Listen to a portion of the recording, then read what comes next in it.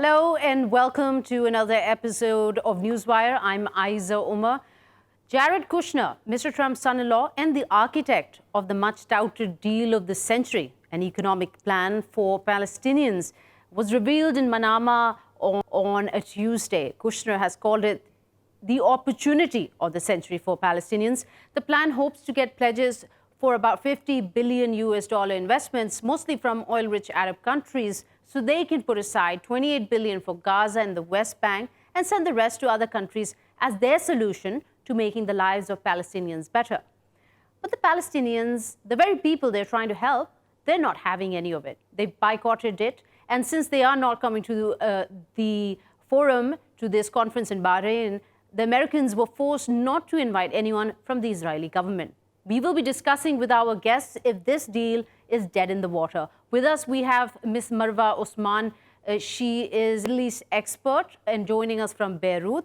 And also we have Mr. Moin Naim, an analyst who is joining us from Istanbul. Welcome to both of you to the show. I want to start off with you here, Ms. Marwa. We're talking about $50 billion and a little over half of which will go to the structural and institutional development of Palestinian territories to boost a strong economy there. Let me just ask you this. In your opinion, do you think there are going to be any investors who are going to put that kind of money in a region which is mired by political unrest?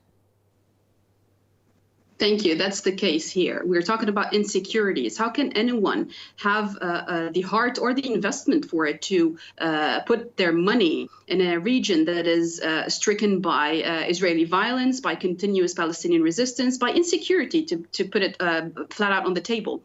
I don't think people are encouraged, but we always say if there's money, money talks. If there's money, there would be investments. But who would be investing, to be honest with you? I mean, we could look about the investors who invest in apartheid Israel, and we could talk about major companies that are involved in the issues of security, in the issues of demolition, in the issues of transportation. These are all major corporations that get funding from an apartheid entity, which is illegal, which is against human rights laws, which is against the basic rights of the native Palestinian people. Mm-hmm. We want to talk about a deal where the actual people being talked about are not there because they refuse it, because they they stick to their right of return. They stick to the right of freeing their land. None of which was mentioned in this 40-page Middle East economic plan here. Hold that thought. I want to come back to you, Ms. Marwa. But Mr. Moin, let's get you on board here. What also Kushner doesn't answer when asked during various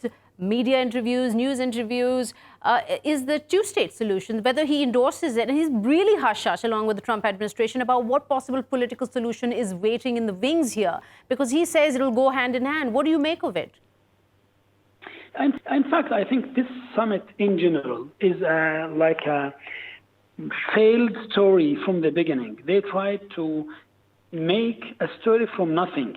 It's very similar to the mentality of Trump himself. He believes that money can buy anything and can sell anything. That's why they started with the economic summit here. And Kushner was really yesterday a failure while presenting the idea. Unfortunately, what's happening there, that the Israeli-American power in the world start to exploit the disintegration of the Arab and Islamic world to eliminate the Palestinian cause.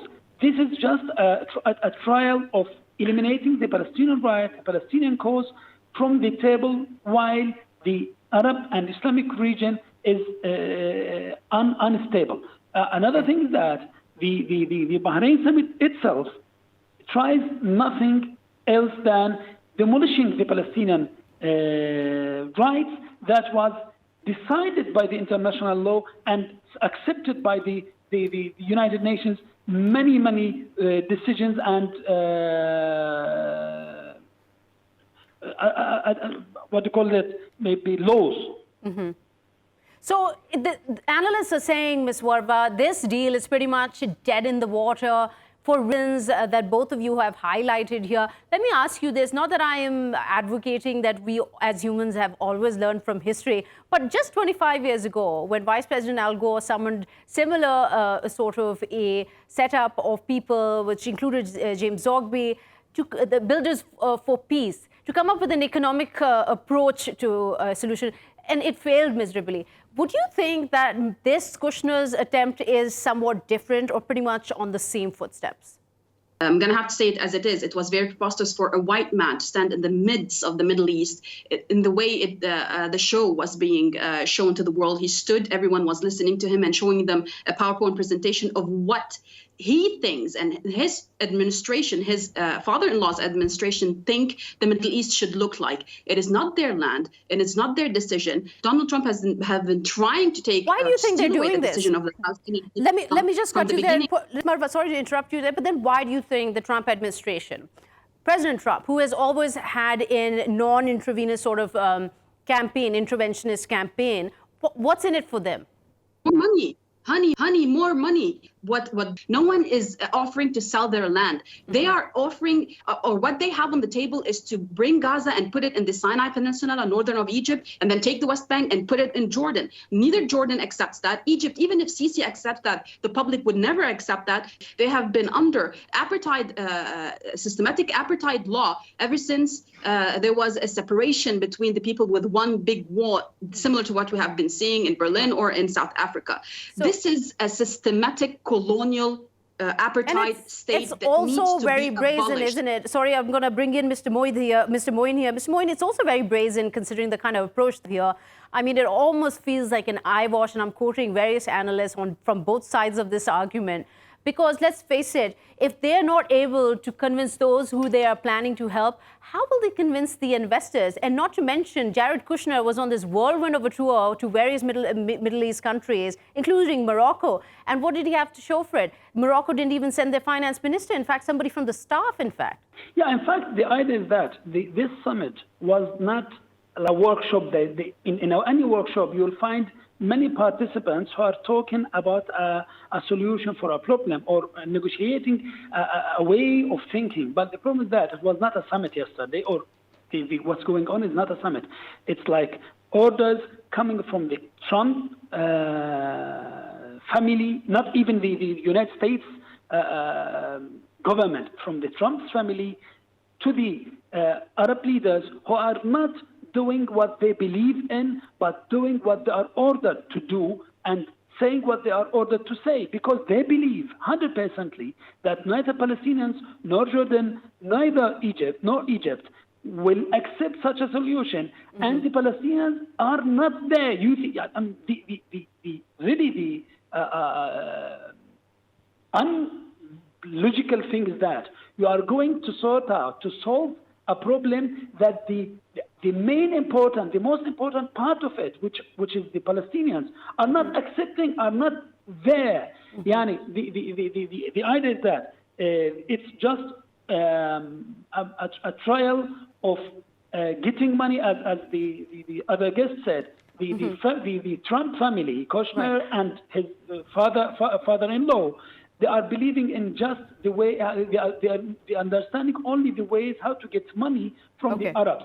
And the Bahrain summit is also built on this mentality, on this way of thinking.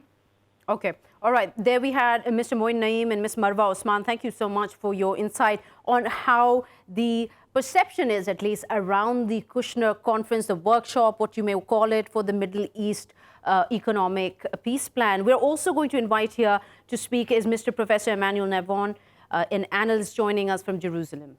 Now, Jared Kushner said that I think it's already been a success in the sense that we have every country coming from the region. What do you feel about the success of this sort of unveiling of the economic plan for the Middle East?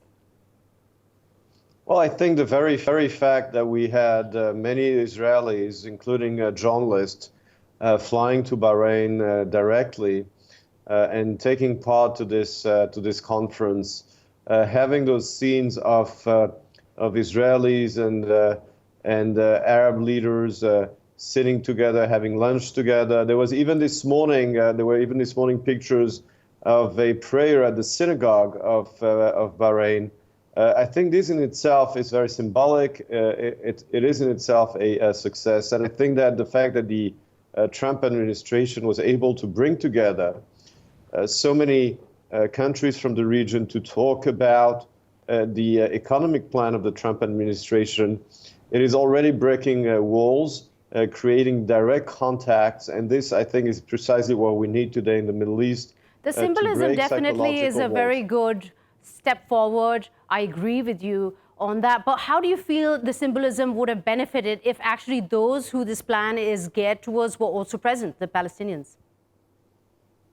Well, unfortunately, the reaction of the Palestinians to the plan has been one of rejection, even though the plan is supposed to benefit them.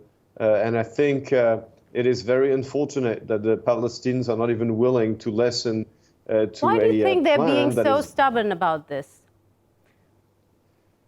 Well, you know, it's not the first time. They've been stubborn about it for the past century. All peace proposals have been rejected by them. Well, I would contest that statement, actually. Let's go back just 25 years ago. Yes, I know Vice you President would contest Al that, Gore, but then you would be wrong. The Builders for Peace came up with the same exact plan. In fact, I would call that more of a success. You know why? Because not only were the Israelis there along with all the other Arab countries and the Americans, but they were, well, that's the whole point, to try and understand the perspective. The Palestinians were there also. The fact that they didn't show up, what kind of symbolic gesture could that mean? Well, again, are you a journalist? Are you interviewing me, or are you debating with me? Will that help you answer the question?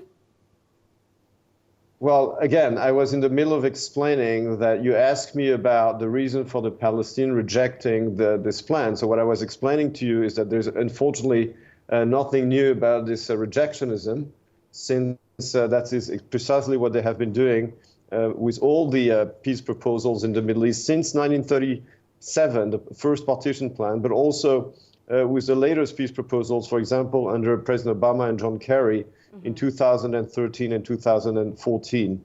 And I think this is a question that you should ask them.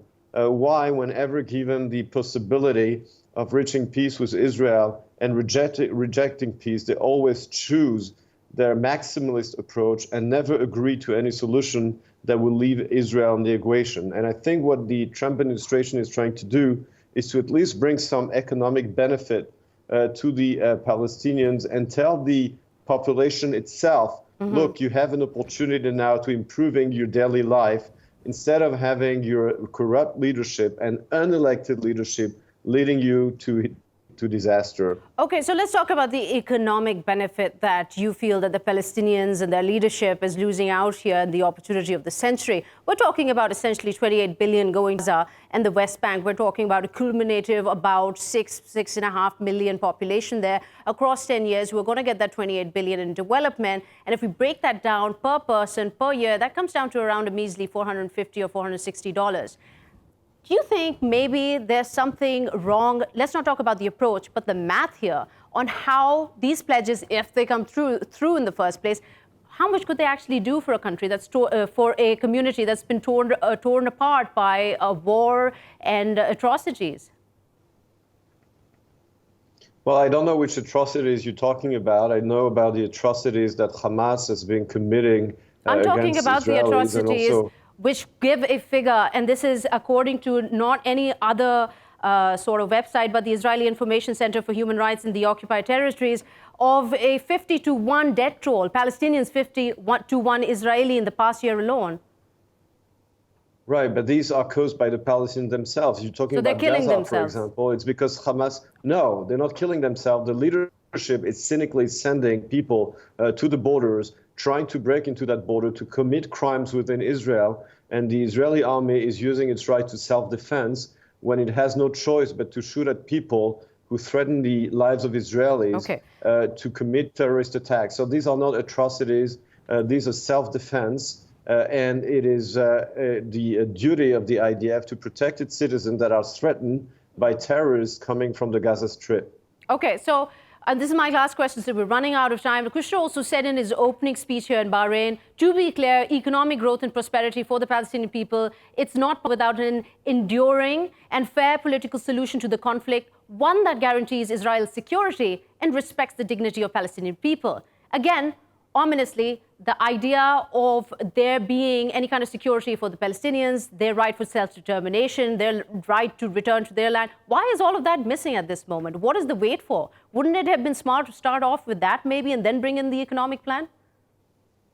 Well, this is what we tried for the past 30 years, and it hasn't worked so far. Whenever we put a political proposal on the table based on compromise, whether it was the Oslo Accords or the Camp David Conference in 2000 or the proposal of former Israeli Prime Minister Ehud Olmert in 2007, or the Kerry and Obama proposal in 2014, which did exactly what you were just talking about. These were rejected by the Palestinians because any proposal that includes Israel as a sovereign state in the equation is rejected by them. And this is why they insist on what they call this so-called right of return, which has no basis in international law, so which the answer would end okay. Israel's existence.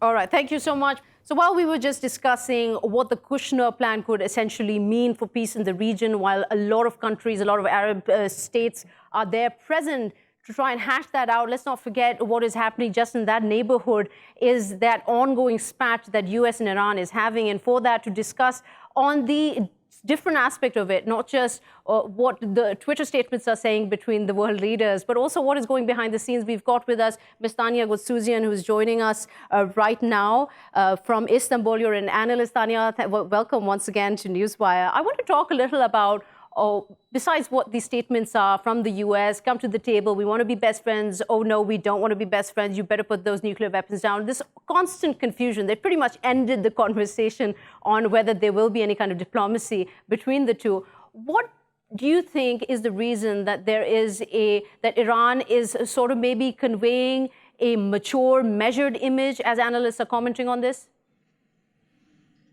Well, with a US president like Donald Trump, it's not difficult to win the war over narratives, frankly, with his tweets that have been widely ridiculed, that appear impulsive. So in that sense, that's kind of dealt a gift to the Iranians, who've been on a charm offensive, frankly, since about 2013, after Rouhani took office. Mm-hmm. And you talk about this charm offensive, but there are critics for this. For example, a report that came out by the Center for Strategic and International Studies, which said that US is soft forward with Iran. Iran is actually exposing its weaknesses. Well, if we're going to talk about the war over perceptions, I think most people would agree that in this standoff between the Americans and the Iranians appear to have the more measured voice. If you look at the tweets coming from whether it's the Supreme Leader today, where he was talking about dignity, and then President Trump, who was talking about obliteration, there really is no competition over who is the more measured voice. Well, let's not forget Trump's tweet earlier that basically warned of never to threaten the US again, that he directed towards Iran. I mean, that's pretty much that sums up what you're saying also. But let me add to this another problem, in terms of perceptions, is that US, the vanguard of democratic principles. Do you agree with this kind of perception that the US is essentially pushing? Well, they're competing against the Iranian narrative of Americans as vanguard of imperialism, frankly. And at a time when American credibility has nosedived, mainly as a result of a series of diplomatic and military blunders in the region, more and more people are listening to that narrative, that whether or not you're inclined to subscribe to it, what the Iranians are saying is, as Foreign Minister Zarif said at the security conference in Munich, look at the map. We're not the ones who put our country in the middle of American bases, I mean, to paraphrase what he said. So more and more people are actually open to that kind of speech now. And frankly, 40 years of sanctions have taken their toll on the Iranian people. And this is currency for the Iranians, who've painted this as American aggression. It's American aggression because Exactly, because it doesn't make them look any better considering that Iran has yet fallen, and whatever the state of their economy is, and the onslaught of these sanctions for the past 40 years. And also, let's talk a little about what Trump is doing. While this democratic sort of argument, Trump, in his aggression towards Iran, isn't he violating every principle of the democratic statute that they stand so proudly behind? Well, this definitely does seem to be the perception, and you find a lot of European countries not necessarily enthusiastic about supporting those claims. I don't know whether America would find many allies in a military confrontation with Iran at this point. Europeans appear fed up with whatever. With the possibility of another war. They were dragged into it in 2003. I'm not sure they're going to be dragged into it this time around. You hear them calling for maximum restraint. Right. This is a big deal. And also, I've got two questions, so I'm going to quickly put this one first, is that why is it that it's missing the headlines here? What is going on within the Trump administration itself when it's trying to convince the Congress to not repeal the very act that allows the president to go ahead and do a military strike without their approval? Well, there's certainly mixed messaging here. On the one hand, you have Trump coming out with statements saying we don't want war, Pompeo giving a presser from CENTCOM saying we don't want war, and then you have different set of messages that are coming out at the same time. These kinds of statements are couched in threatening rhetoric. It's difficult to say. Nobody appears to want war in the region. Nobody appears to want war in Europe. But okay. Yeah. So let's one last question. What will happen to Iran? How far do you think they can afford to play this waiting game where they stand strong and not give in? Like they've clearly said that they're not going to be coming to the table to talk to diplomacy anymore. Well, based on my conversations with people in Iran, frankly, there is a great deal of exasperation with the sanctions. How much longer can they continue to live under these sanctions? And yet, to a large extent, those sanctions and the current standoff with the Americans have actually played into the hands of the Iranian government because they've actually managed to make it look like they are not to blame for anything. In fact, Trump's withdrawal from JCPOA only made the Iranians look much better. They're playing by the rules. They're playing their team player, and it's the Americans that are being uncooperative. So it's anyone's guess where it'll go. But there have been signs from the Iranian side that they are ready to talk. They don't want war. Right. And it's just a matter of time how that evolves. Thank you so much, Ms. Tanya, for giving us your time and insight there. We're going to take a quick short break and we'll be right back.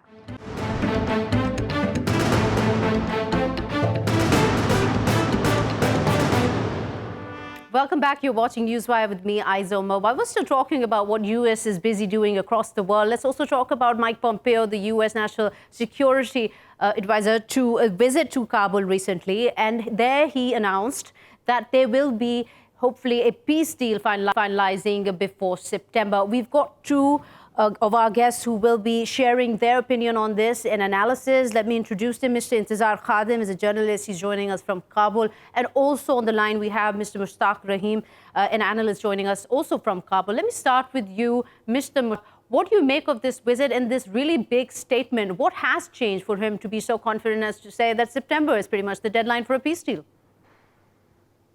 I think there has been an agreement between the Taliban and the Americans on two major issues of concern, and they had made headways, but there were some problems achieving consensus on the remaining two issues. That was the ceasefire and intra-government talks.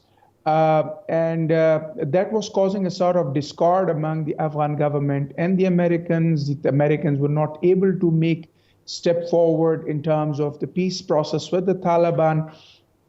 Khalilzad has been traveling to Kabul, and he most recently met with the president and rest of the senior officials from the Afghan government.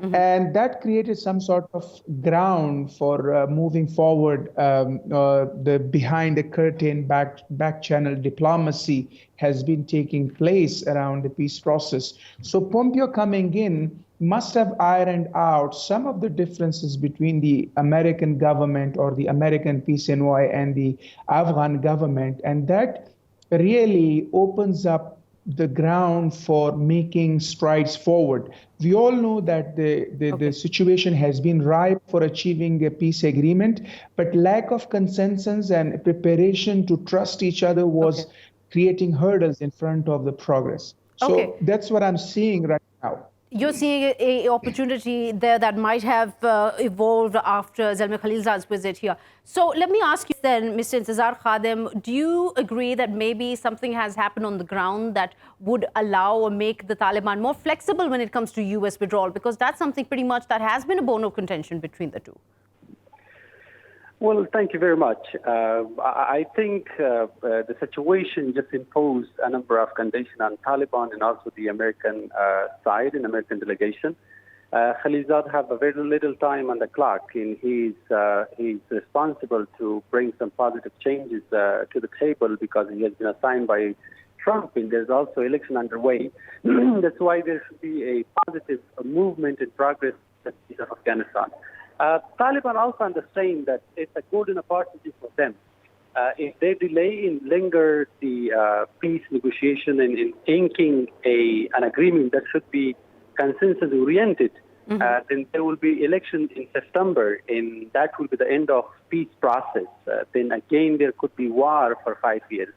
So the Afghan nation, including the opposition, the Taliban and the American side, also understand this golden opportunity should not be missed. That's why Pompeo is just in Kabul to let everybody understand that how serious Americans are and how they should be moving forward. So I'm trying to understand here, you're saying the incentive for the Taliban now is the presidential elections coming up here in September, and that if they miss that opportunity to resolve this before that, they'll pretty much miss any opportunity in the future. Is that what you're saying now? Yes, of course. But isn't okay, so hasn't that been the situation since this whole thing started last year? I mean, what's different? Well, 18 years has been the war going on in Afghanistan, and now the actual effort for bringing peace to Afghanistan started just 6 or 7 months ago. And this opportunity has not been the case for the last 18 years, and this will not be the case in coming after the election. So Taliban also in the grudge list of Americans. Americans will give two signals to Taliban, whether there should be a peace deal, which should be a win-win situation both for the Taliban and for the Americans, because the Americans will not be facing in naming historically a fiasco in the Afghan war, and Taliban will be coming back peacefully to the Afghan government. So that's a true signal has been given by the Americans. Now it's up to the Taliban whether they have the willingness, the power, the commitment to fight for coming 5 or 10 years, or whether they have to be entering to a type of peace that will be benefiting all sides. So that's what I'm saying. All right. Thank you so much, Mr. Intizar Khadim. Coming back to you, Mr. Mushtaq, do you agree with that logic that our guest just talked about? Well, I won't get influenced by what he's saying. Taliban are not bothered about elections because they know anytime if there is an agreement, they can put elections or having interim government or some sort of arrangement that allow them to share power. So they have that leverage point available to them. For the Americans and for the Afghan government, it is important to reach an agreement.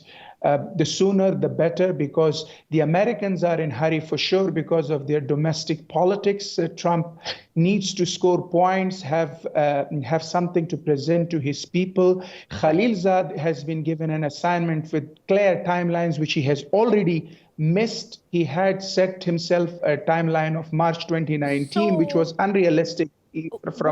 Sorry to interrupt you there. I'm so sorry. I'm going to rush you through this because we have so little time. But what I'm understanding from what you're saying is the ones who are on a clock are the US and not the Taliban, for to wait. So then why would a statement as risky as that September is pretty much the deadline for peace that we will hopefully make, coming from no other than Mike Pompeo, the US security chief, why on earth would he come out and say this unless the Secretary of State knows for a fact that we've got something closed here? See, in terms of waiting game, I think nobody has time anymore. Taliban have been facing serious casualties on the battleground, and they cannot sustain this loss for long. Pakistan has been under significant pressure from international community and from other sources such as FATF and others. Americans are in hurry because of their domestic issues. Afghan government has been faced with significant losses on the battlefield, which has been having an impact on the national stability, political stability, and economic stability. Right. So everybody is in hurry, and they have to reach an agreement. None of the sides can afford any delay in the process. Okay. So that's Pompeo why showing up, right? Time is of essence here. I get that point, but Pompeo suddenly showing up here, you're right, the Secretary of State, the US Secretary of State in Kabul, all of a sudden, it is really a surprise visit. Let's face it. Maybe something under the table behind in the back channel, there was an agreement. Is power sharing with the Taliban something that could have maybe moved them or brought them more on board than they have been previously? Well, there can be two arguments in this regard. In the past as well, sometimes Americans have made bold statements which have not materialized, such as Khalilzad saying that he will reach an agreement by March. So it is more of a sort of giving hope and creating a situation. Or I can agree with you that there must be something behind the curtain, under the table. And the second one, I would go with more strongly, because we know that a lot of back channel diplomacy is happening in the Afghan peace process, and there certainly has been some sort of progress. That's why Pompeo is taking a risk on making such a huge statement at this point of time. Okay. All right. Thank you so much, Mr. Mushtaq Rahim, for giving time to us here on Newswire. Now, we've been talking about, of course, a whole slew of different topics. One thing in common they have is the U.S., and this will be no different, because what we're approaching now is the latest development and what has been going on between U.S. and Russia, why they are on board, on the same page on certain topics. And when it comes to the missile crisis, they really, really aren't. And now we've got the NATO chief coming out and saying, warning Russia that they better start destroying the stockpiles or there's going to be a major problem. For that, we will be discussing this with Mr. Mark Sleboda, a security expert who's joining us from Moscow. Thank you so much for giving us your time here on Newswire. Mr. Mark, let me just right off the bat get your take on this. What do you make of this latest development? Thanks for having me. This latest development is really nothing new.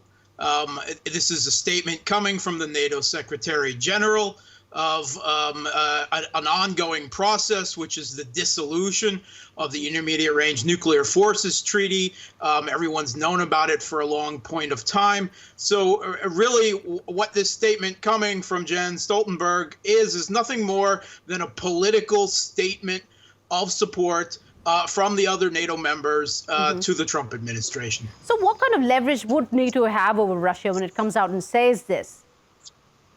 None. None, absolutely none. So what was the point? Why is it even important? Again, this is really about politics between the other NATO countries and the Trump administration, and really has nothing at all to do with Russia. In fact, the reason for the U.S. pulling out of the Intermediate Range Nuclear Forces Treaty has very little to do with Russia and everything to do with China and China's rather overmatched Intermediate Range Nuclear Forces in the South China Sea. The U.S. would like land-based cruise missiles to put in Guam, southern Japan, and other areas in the South China Sea against China. That's why they've created this pretext of Russia for pulling out of the INF. This is just the other NATO countries coming around rather belatedly to offer a rather tepid voice of support for the Trump administration as they go through this. Okay, so here also I want to invite Mr. Dmitry Babich, a journalist joining in Moscow. Dmitry, thank you so much for giving us your time here on Newswire. You've heard our guest what his take was on this. Do you think NATO is not going very far with this latest statement that they've given, and the agenda, the political agenda behind this is essentially what is being covered here?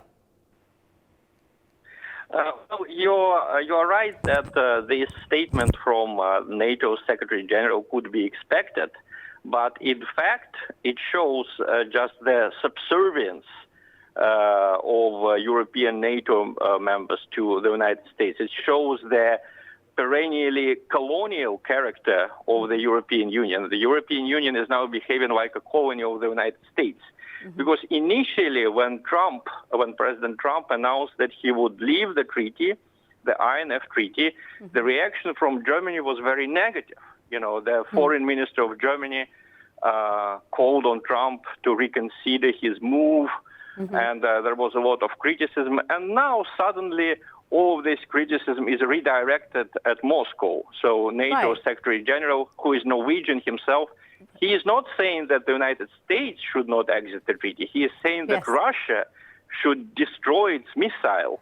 And then, NATO may not deploy new armaments against Russia. I mean, that's a really good point here, Dmitry, because I just want to take this opportunity here to plug in what the NATO chief actually said. He said the response would be, that is talking about in the event that Russia does not comply, he said the response would be defensive, measured and coordinated, but would not result in the deployment of land-based nuclear missiles. What does this mean to you when you hear the NATO chief saying this? Well, it just shows how unfair, how biased NATO can be. Because, look, this INF treaty was signed in 1987. And if you look at the map, the situation has changed drastically, not in Russia's favor. In 1987, the countries like Poland, East Germany, Hungary, Czechoslovakia, they were all members of the Soviet bloc. So they were Soviet allies. Ukraine was firmly entrenched in the Soviet Union. It was a part of the Soviet Union. Now these countries are hostile to Russia. A lot of them are NATO members. So the situation is completely new, but NATO and the West in general, they pretend not to notice it, and they continue to put the same demands to Russia, as if Russia could not appropriately react to this sort of developments. And so I'm not a technical specialist. A technical specialist will tell you if indeed there was any kind of breach in this newly made missile that Russia has. In fact, Russia was at pains to comply with the treaty. But certainly the general strategic situation has changed, and it's very hypocritical on the side of NATO to pretend that they don't notice it. Right, and that's a really good point, Mr. Dmitry. Mr. Mark, coming back to you, or what he's saying here, NATO having a very weak stance here, and of course, US taking this, using this as a leverage. And the end goal you mentioned here is not Russia, really, because let's face it, we all know that both of them were dying to get out of this treaty to begin with. They were accusing each other for it, and US is the one who started it off. But let's talk about China here. You talk about them building stockpiles, them not being part of the INF, and so being way ahead on the this missile and ballistic sort of stockpile race. Yeah. Yes. First of all, let me say I am a security specialist and a former member of a military veteran of the U.S. Navy. So the question of what Jens Stoltenberg statement that the EU does not intend to deploy U.S. land-based intermediate-range nuclear forces is an acknowledgement that Russia does not have any land-based intermediate-range missiles which threaten Europe. Because if they did, that would be a serious threat to Europe's security, and they would have to respond in kind. The fact that they're not, and they said their response will just be some more training, perhaps an increase in the number of U.S. nuclear-capable bomber flights, which are already making flights against Russia and have for several months. That is an acknowledgement that there really is no such breach or security threat from Russia. In fact, it's actually the U.S. that's in technical breach of the treaty with their Mk-41 ground-based Aegis-to-shore launchers in Romania and soon in Poland, which can fire cruise missiles as well as anti-ballistic missile defense. So it basically gives a go-ahead to the U.S. if this comes through. It gives a go-ahead for them to continue developing because they're no longer liable to follow the INF. Yeah, the U.S. has already allocated hundreds of millions of dollars towards bringing to fruition land-based intermediate-range missiles. The U.S. is probably far more focused on land-based cruise missiles of a conventional ostensibly conventional nature rather than nuclear. And this is, as you were mentioning, about China. It's all about China. Not just about China, but maybe also the tensions in the South China Sea. Exactly. That's what it is about China. The U.S. Brass and geopolitical thinkers see a coming conflict in the South China Sea with the U.S. hegemon trying to constrain China there as inevitable, right? It is a matter of when, not if. Right. And China's Navy is growing in strength with new aircraft carriers coming online. Their ships could outnumber, but the big disadvantage the U.S. Navy faces in the South China Sea and the Taiwan Strait is China's intermediate range conventional missiles, and that's what the U.S. wants to counter. Right. Mr. Mark, I'm so sorry. I'm going to have to leave it there. But very quickly, Mr. Dmitry, we have last 30 seconds left. How do you think Russia should and will respond? Well, I think that Russia will try to attract as much public attention to it as possible, showing that this is a dangerous situation, that, the NATO and the United States in particular are treating Russia unfairly. But unfortunately, I think the public opinion in the European Union and in the US is dominated by anti-Russian forces. So no, we're not going to have balanced reaction, not to speak of sympathetic reaction. Okay, Mr. Dmitry, thank you so much. And Mr. Mark, for giving us your time here on Newswire. That's all the time we have for this week. We'll be seeing you next week. Till then, goodbye.